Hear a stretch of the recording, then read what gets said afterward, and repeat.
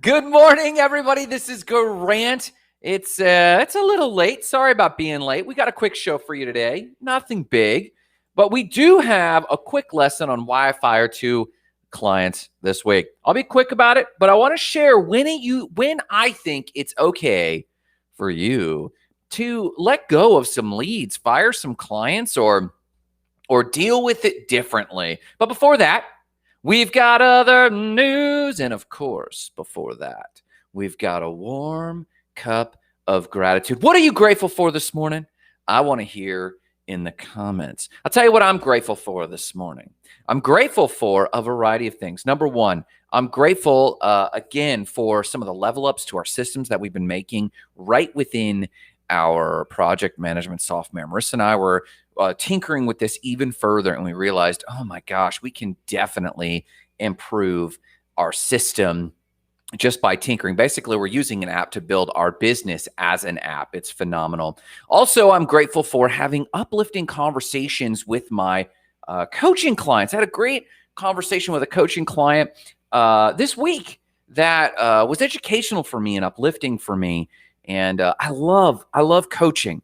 I love training. It's so fulfilling to actually get with a client and see a difference you're making. So that's what I'm grateful for today. What are you grateful for this morning? Let's cover other news. Yes, so if you're watching, I want to hear what you're grateful for. Drop it in the comments. Let me know what your thoughts are on this lovely Wednesday. I think it's a Wednesday. Let me know what you're thinking. So, other news number 1, the Lord giveth, the Lord taketh away, and the Lord giveth. You betcha. What is this about, Grant? So, you might have heard me comment the other day how smart Tesla was, or when quoted, when someone challenged Elon Musk and said, why did you drop $1.5 billion on Bitcoin last year, or whatever the date was? And he said, well, it's just a little less dumb than money. And the pundits were saying, oh, Elon Musk thinks Bitcoin is dumb. So Elon had purchased this Bitcoin a little while back. Lately, it's been at an all-time high, and he looks super smart. And on the books, they've made more money in Bitcoin growth than their entire car sales last year. Well, Elon releases this comment. Bitcoin's just a bit less dumb than cash. And so they moved a ton of money into cash. Well, of course, the pundits took this and spun this and made it sound like what Elon was saying is that Bitcoin was overpriced and dumb. And of course, if anyone was paying attention yesterday, they watched Bitcoin tumble. Now, I am in and out of Bitcoin, and I was fortunate enough to sell at 57,000. And it just tanked and dipped as low as 47,000. I bought in at 48,000, and lo and behold, I think it's back to something, I don't know, 52,000 BTC price, something along those lines. So it's at 50,000, 5,100. So again, yes, the Lord giveth, the Lord taketh away. So I made that comment, and everyone's like, oh, he's so smart. And then the market tanked, and everyone loves to point fingers and go, look at this guy. He lost a ton of money. And even the news was reporting, Elon's stupid. And the day before, they thought he was so brilliant. And the next day, they think he's an idiot. And then, of course, today, I'm sure Elon has smarter people than me buying the dip. And I'm most certain that as Bitcoin rallies a little bit today, I'm not saying Bitcoin's going to the moon. I'm not saying it's $100,000 cryptocurrency. I don't know about all that. But I know that there's smarter people than me making good money. And it's really a point that the Lord giveth, the Lord taketh away, and the Lord giveth again. And that's just how it goes. Let's talk about the sounds of Mars. Yes, in my study this morning, and you might have seen this headline, we finally have microphones on Mars. That's right. We actually are finally learning what it sounds like to hear Mars. Now, I personally am a big nerd on what Mars could possibly sound like. So let me actually drop this here so that you can jump over and listen to this. So long story short, the Perseverance rover has a lot. It's a $2.7 billion rover. Imagine having a remote control like that. Boop, boop, boop, boop, boop, boop. And that's literally how some people from NASA who are social distancing, guiding the Perseverance rover from home. But yes, $2.7 billion. It's got a lot of experiments on it. One of those is the helicopter, which I'm sure you've heard about. Another is the SuperCam, a rock zapper that basically bounces or lasers rocks. And of all the things they realized that they don't have inputs from, sound was a big one. When you're a scientist in the lab and you're working on a rock, not only are you listening to the way a laser or something is, not only are you watching, you're also listening for how you're cutting the rock and how things sound and what the world sounds like around you. So, of course, they put microphones on the Perseverance rover. If you go to that link, you can actually hear, for the first time in our life, sounds from another planet. And no, we're not talking about radio wave frequencies and the pulsars we've listened to. Those are interesting, but they're actually not visualized, but audioized. Is that a word? Someone watching, please look it up and tell me if that's even a word. But it's our audio representation of what those wavelengths might sound like. But it's not the actual sounds. This is the actual sounds of the surface of another planet. Fun fact, Mars's atmosphere is only 1% of Earth's density. Sound travels differently on Mars. One of the other interesting experiments that I am definitely want to watch, and that is called MOXIE. It's an ability for them to test whether or not they can take the soil from Mars and actually do a chemical reaction to it and generate oxygen. So they have sensors from on the rover that will actually see if it can either laser or chemically induce a chemical reaction to cause the CO2 to turn into oxygen. So yes, if you want to learn more about that, I've got that link right in the comments there, and you can check out the sounds of Mars and what's coming back from there, making it all the more realistic for us to visit there one day, but also a variety of experiments on the Perseverance rover.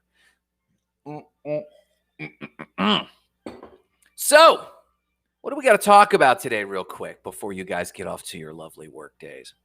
Why it's just okay to fire some leads. So, for those of you who know me, I have bragged quite often that I can close probably 80% of the leads I encounter. I'm a skilled salesperson. And our company was based on my ability to sell. And so I sold everything. I sold every website that we've ever had. I've sat across coffee from hundreds of people. I've sat in Zoom meetings with hundreds of people. I can close 80% of nearly anything I'm selling at any time. However, especially after COVID, things are getting tight. And I imagine a lot of you, and I mean in the marketplace, not necessarily for me, not necessarily for Spark Sites, we're doing okay. But a lot of you, things have gotten tight. The market has gotten tight. People are a little squirrely with their money. Well, last week, any given week, we probably get 6 fresh, nearly qualified leads. I get on the phone with most of these people and talk or text or get on Facebook Messenger or get on Zoom, and we dialogue a little bit about someone's needs. Last week, I finally had enough. And last week, I let 2 of these clients go. One of them I referred to a peer. I wouldn't call them a competitor, actually. A peer who actually does something very niche that I don't do. And another one I refused to chase. So one of them was the high-end client. And the high-end client who I liked, and I liked what they did. But their needs were rather complex. And whenever I would ask questions, they wouldn't follow my guidance. They would interrupt me and take the conversation elsewhere. And so that was the first clue that they don't view me and my company as advisors. Have you ever had that experience? You show up, you're a professional in your space. Someone shows up, and for some reason, they are in a completely different industry, but they think they know what they want. They say some things where you know they don't really know what they're talking about, so you try to educate them, and you try to guide the conversation to getting some questions answered to know whether or not you can serve them. But then they stifle you because they think you're trying to derail them or trying to hard sell them, and they go another direction. And this was going on. But the one thing I could tell that this client had a specific need, that we were both in agreement they did have this need. And I did know someone who knew how to answer that need. So I sent them on their way. They asked for, and then they chased me the next day and said, hey, don't you want to submit a proposal? I've got this proposal for $3,000 and this proposal for $5,000. And I said, no. I said, and they couldn't believe it. They couldn't believe it so much that they called me and they said, listen, hang on. You don't want this work? And I told them no, and I told them why. And they were kind of taken back by that. But I said, listen, no hard feelings. But if you don't perceive us as value and we can't exchange value, I'd rather send you to someone who is meeting your need. I said, let me advise you on a few things to ask those clients so that you're getting served. Well, he thanked me and went on his way. And I felt very good about that. Now, have you had a situation like this? But in today's market, this should cause any of us a little trepidation. We should be welcoming any new client with open arms, right? We should be pulling more and more clients to us. We should be saying things we've probably been saying. Yeah, we should be saying yes to things we've probably been saying no to in the past, one would think. But I happen to start to believe, I don't know if you've watched the stock market or the Bitcoin market, when it's at, right now it's hitting all-time highs. And when it's hitting all-time highs, your best friend and their cousin say, what? I think I'm going to buy some Bitcoin. And then it tanks to 47,000 in lows and lows. And everyone says, see, I told you cryptocurrency wasn't stable. I think I'm going to sell.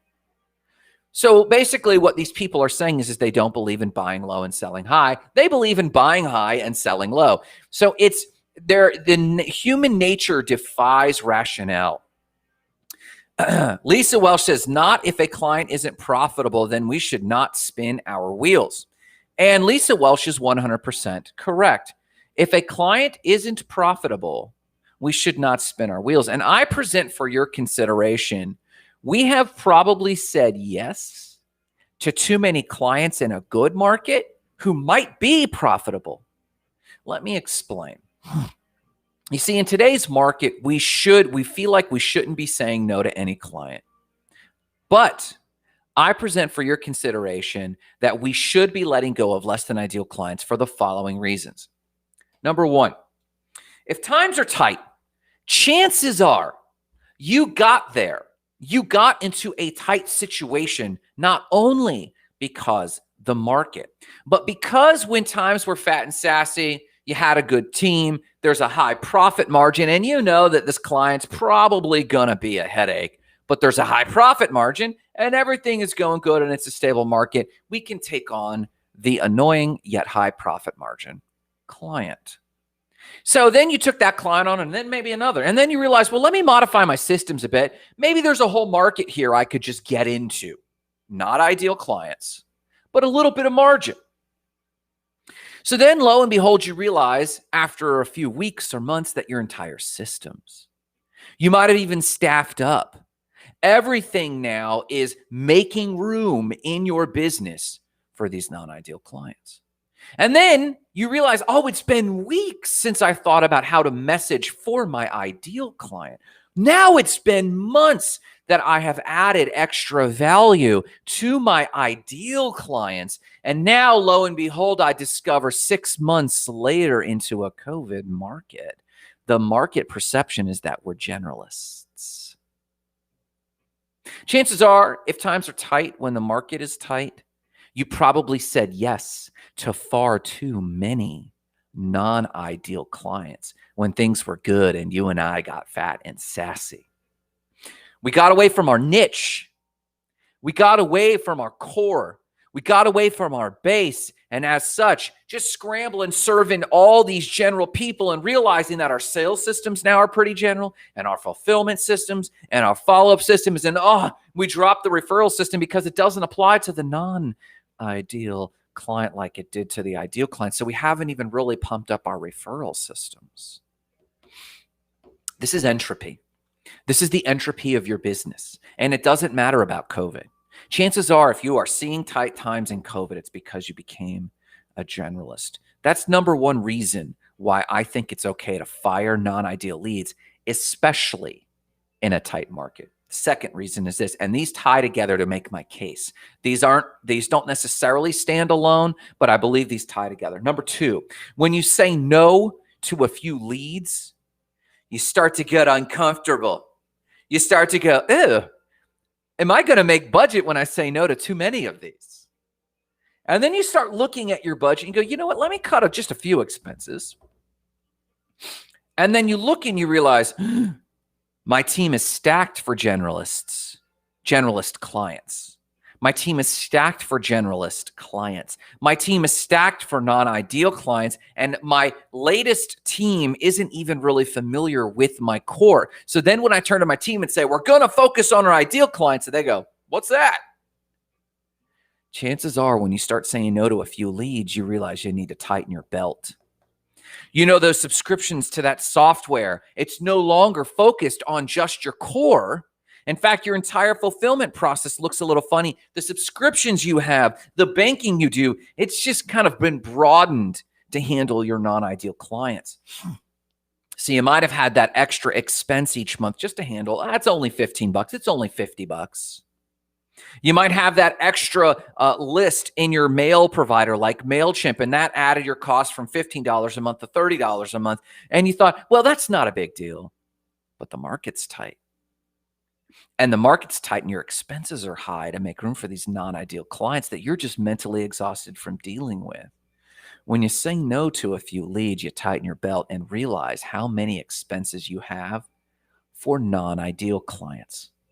You might have added 25 to 50% more expenses, chances are, by serving non-ideal clients. So now your expenses are heavy, and you have to have different systems for each one of those non-ideal client systems. Your team's got to be cross-trained on whether it's MailChimp over here and MailChimp over there, or maybe it's marketing systems or sales systems. Now there's different processes called more vectors. And these vectors are places where your system could fall apart. Reason number 2, it's okay to say no to non-ideal clients, especially during a tight market, is that you probably have too many expenses you should be cutting, and you can probably only cut those if you get rid of non-ideal leads. Reason number 3, when you say no to non-ideal clients, you probably these days have a better idea of what a non-ideal client is and are completely lost when you think about it on what an ideal client is. What is an ideal client? If you have that revelation when you say no to a few of these leads, you don't have to tell them you're telling them no because they're not ideal. You could tell them no because you don't have the workload, you don't have the bandwidth right now. Tell them no for a lot of reasons. But when you say no and you think, well, who do I say yes to? You realize your head has been in the headspace for non-ideal clients for so long that you probably can't even articulate what an ideal client actually is. You could probably go back to your mission statement and think about your mission statement and go, okay, maybe I can re-extrapolate. You can probably look back through your notes somewhere. But where is your client avatar?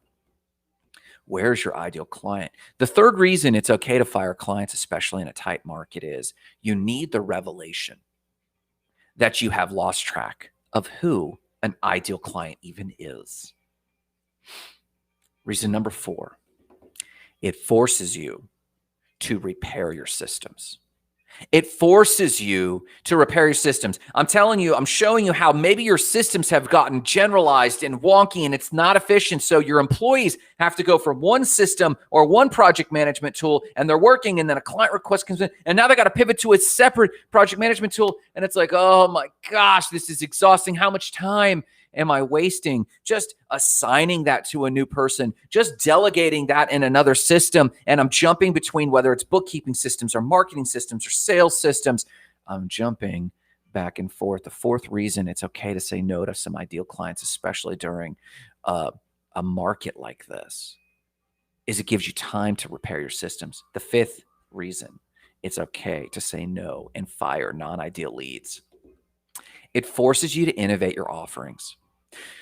So not only is COVID tight right now and we're just all holding out, and a lot of people are holding back and a lot of people are waiting for us to come out of COVID, which FYI, I don't think that will ever happen. But there's an idea from The Innovator's Dilemma right here.